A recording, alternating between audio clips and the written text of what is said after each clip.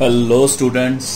So as we were discussed about the chemical kinetic, तो जैसा कि हम केमिकल काइनेटिक के बारे में डिस्कस कर रहे थे और केमिकल काइनेटिक के बारे में जब हमने डिस्कस किया था तो हमने चार फैक्टर को शुरू में आपके सामने रखा था। That is concentration, pressure, temperature and the last is catalyst. So हमने सभी के इफेक्ट्स को देखा। कैटलिस्ट के इफेक्ट्स के अंदर भी हमने यही बात की कि रेट ऑफ रिएक्शन बढ़ता है, चाहे वो क्वांटिटेटिवली है चाहे वो क्वालिटेटिवली है। जब भी हम कैटलिस्ट का यूज करेंगे सो डेफिनेटली हमारा रेट ऑफ रिएक्शन बढ़ेगा। तो आज हम इफेक्ट ऑफ कैटलिस्ट ही देखने वाले हैं कि जैसे ही हम कैटलिस्ट डालते हैं तो उसका मैकेनिज्म क्या है कि कैसे रेट ऑफ रिएक्शन बढ़ जाता है। So let's discuss about the effect of catalyst on rate of reaction.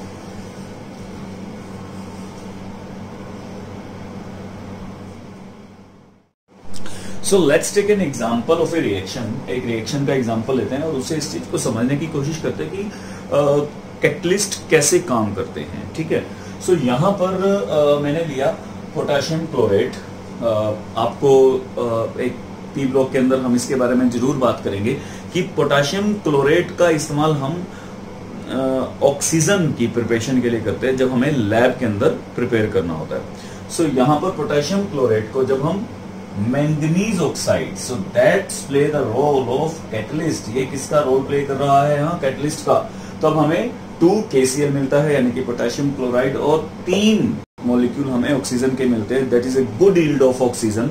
तो इस वजह से हम इस रिएक्शन का इस्तेमाल करते हैं in the preparation of oxygen basically in laboratory. So यहाँ पर हमने जो बेसिकली चीज को कंसीडर करना है वो कंसीडर करना है द रोल ऑफ कैटलिस्ट की कैटलिस्ट करता क्या है। एक बात आपको और बता दे, कैटलिस्ट जो होता है, कैटलिस्ट वर्ड अगर कहीं भी यूज होगा तो इसका मतलब क्या होगा कि that will always increase the rate of reaction. हम कभी भी रिएक्शन को स्लो करने के लिए कैटलिस्ट वर्ड का इस्तेमाल नहीं करते हैं।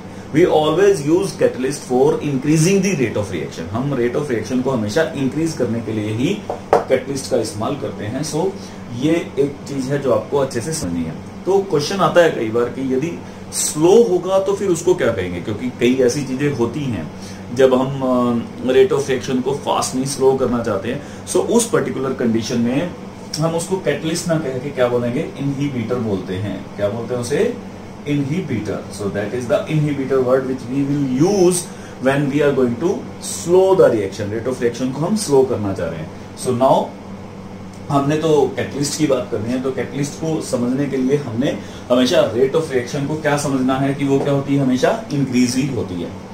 सो बहुत सारी थ्योरीज आई कि कैटलिस्ट कैसे वर्कआउट करता है, कैटलिस्ट का क्या मैकेनिज्म है काम करने का। तो एक बेस्ट मैकेनिज्म जो यहां पर समझाया गया वो इंटरमीडिएट कॉम्प्लेक्स थ्योरी द्वारा बताया गया।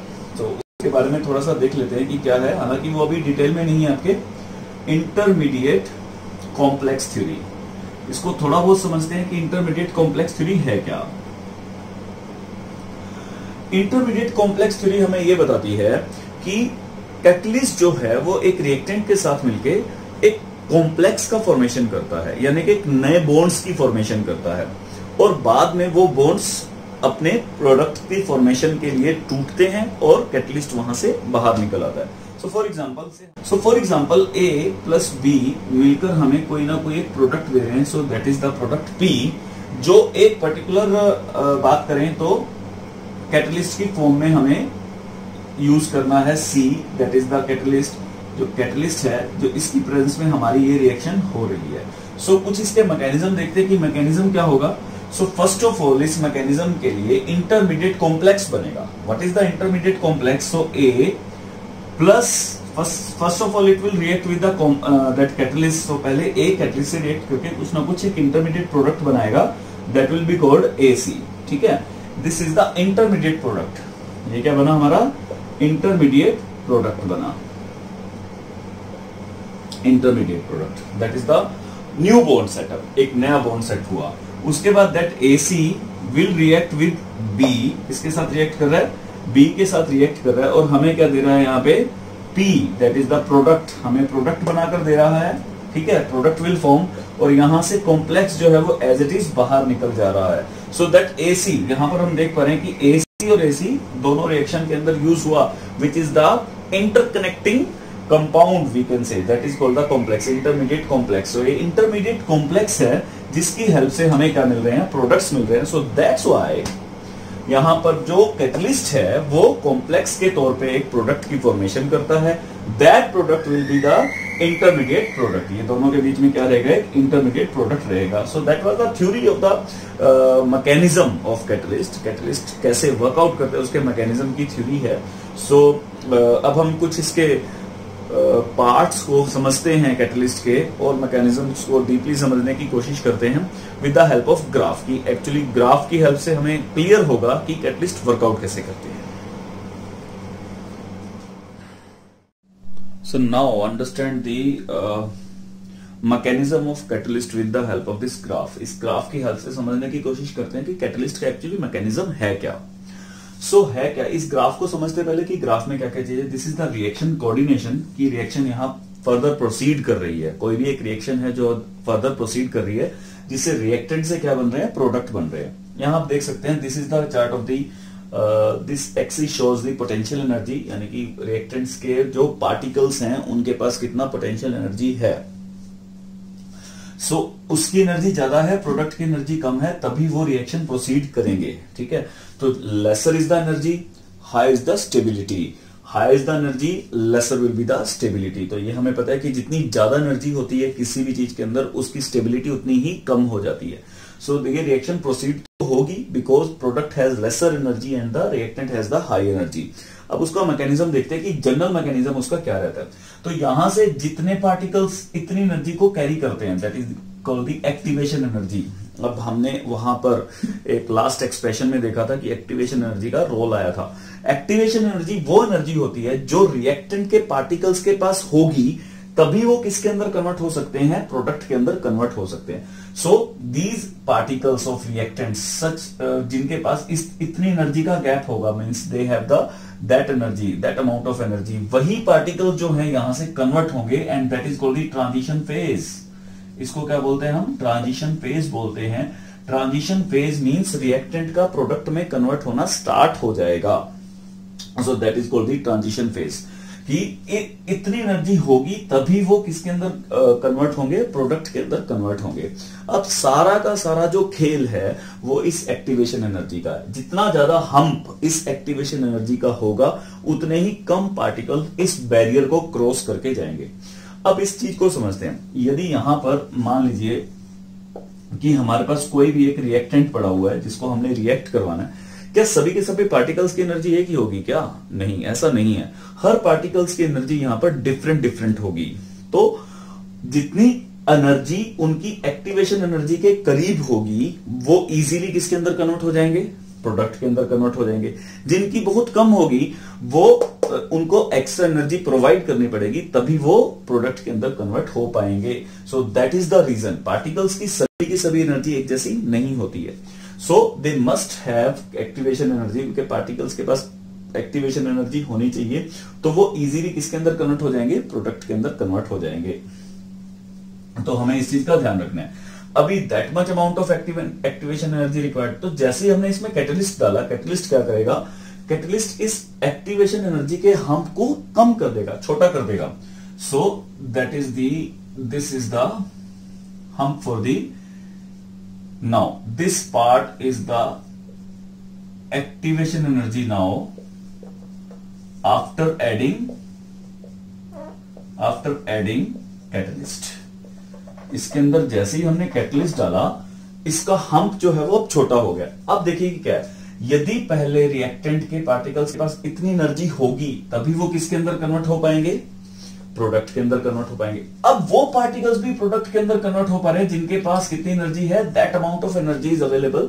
सो वो भी किसके अंदर कन्वर्ट हो रहे हैं, इजीली प्रोडक्ट के अंदर कन्वर्ट हो रहे हैं। So that is the reason कि एक्टिवेशन एनर्जी यहां पर कम हो रही है, जिसकी वजह से जो बैरियर है वो बैरियर छोटा हो गया और मैक्सिमम से मैक्सिमम पार्टिकल जो है इस बैरियर के थ्रू ट्रांजिशन फेज में कन्वर्ट हो रहे हैं, प्रोडक्ट के अंदर कन्वर्ट होते जा रहे हैं। सो दैट कैटलिस्ट डज, ये पार्टिकल यही काम करता है कि ये एक्टिवेशन एनर्जी के बैरियर को छोटा कर देता है, जिसकी वजह से मैक्सिमम से मैक्सिमम पार्टिकल जो हैं वो रिएक्टेंट से किसमें कन्वर्ट होने लगते हैं, प्रोडक्ट के अंदर कन्वर्ट होने लगते हैं। सो क्वेश्चन ये उठता है कि ये उस बैरियर को कम कैसे करता है। कम ये कैसे करता है, अभी अभी हमने जो पीछे की रिएक्शन का एग्जांपल लिया, उस रिएक्शन के अंदर सिंपल यही था, A प्लस में B will convert into the product, ये प्रोडक्ट के अंदर कन्वर्ट होता है। नो डाउट यदि कैटलिस्ट नहीं भी डालेंगे तो ये प्रोडक्ट के अंदर कन्वर्ट हो रहा है। हम मान के चलते हैं कि ये सिंगल स्टेप रिएक्शन थी, this was the single step reaction. पर जैसे ही हमने इसके अंदर कैटलिस्ट डाला, आपको याद होगा कि वही सिंगल स्टेप रिएक्शन को हमने 2 स्टेप्स के अंदर कन्वर्ट किया था। हमने पहले इसको A प्लस कैटलिस्ट से हमने क्या बनाया, AC बनाया, देन AC से हमने इसको B से रिएक्ट किया, then we will form the product, तब हमने प्रोडक्ट बनाया और साथ में कैटलिस्ट एज इट इज बाहर निकल गया। ठीक है, सो यहां पर सिंगल स्टेप को इसने किसमें कन्वर्ट कर दिया, that is of double step. तो कैटलिस्ट यही काम करता है। कैटलिस्ट क्या काम करेगा, एक सिंगल स्टेप रिएक्शन को मल्टी स्टेप्स के अंदर कन्वर्ट कर देगा।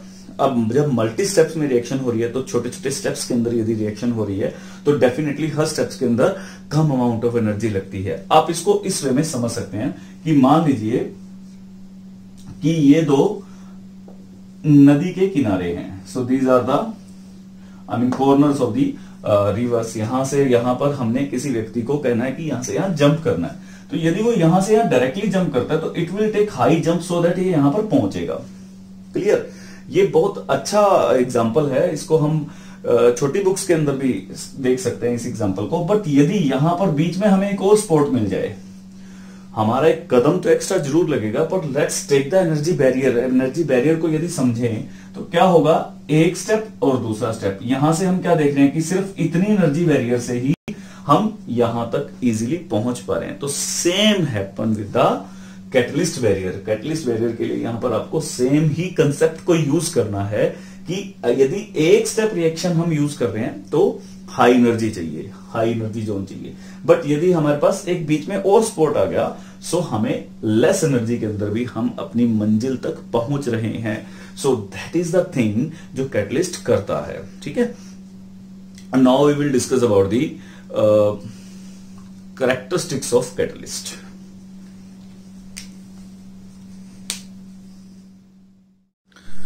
So these are the general characteristics of catalyst जो हर कैटलिस्ट शो करता है। ठीक है, so these are use in the small amount. Catalyst कभी भी लार्ज अमाउंट में नहीं यूज होता, ये हमेशा ही स्मॉल अमाउंट में यूज होता है। So that is the main characteristics of catalyst की कैटलिस्ट ट्रेसेस में ही यूज रहेगा हमेशा। It does not alter the Gibbs free energy, ये गिब्स एनर्जी को कभी ऑल्टर नहीं करता। कहने का मतलब है कि ये हमेशा स्पॉन्टेनियस रिएक्शन को ही वर्कआउट करता है, यानी कि स्पॉन्टेनियस रिएक्शन पर ही एक्ट करता है। ये किसी भी रिएक्शन को स्टार्ट नहीं करता, केवल स्टार्ट रिएक्शन के रेट ऑफ रिएक्शन को ही फास्ट करता है। गिब्स फ्री एनर्जी के अंदर ऑल्टरेशन नहीं करेगा कोई भी। Gibbs free energy means spontaneity of reaction को कोई भी चेंजेस नहीं लेकर आएगा। ठीक है, हाँ, उनकी रिएक्शंस को फास्ट जरूर कर देगा, ये ध्यान रखना है। और कभी भी रिएक्शन की बिगिनिंग नहीं करता है। तीसरा पॉइंट है does not change the equilibrium point, ये इक्विलिब्रियम पॉइंट को भी चेंज नहीं करता। फर्ज कीजिए कि यदि किसी एक पॉइंट पर इक्विलिब्रियम पॉइंट आ रहा है तो वो जल्दी अचीव हो जाएगा, बट उसका ये मतलब नहीं है कि उसका पॉइंट ही चेंज हो जाएगा। इसको आप यूं समझ सकते हैं कि मान लीजिए कि एक पर्टिकुलर फिल्म के अंदर, एक सीन के अंदर कोई भी 2 हीरो जो हैं वो इस पर्टिकुलर पॉइंट पर मिल रहे हैं। ठीक है, ये यहां से और ये यहां से इस पर्टिकुलर पॉइंट पर मिल रहे हैं। आप यदि सिर्फ फिल्म के सीन को फास्ट फॉरवर्ड भी कर देंगे तो होगा क्या कि ये यहां पर जल्दी आकर मिलेंगे, बट ऐसा नहीं है कि फास्ट फॉरवर्ड करने से वो पॉइंट इधर आ जाएगा या इधर आ जाएगा।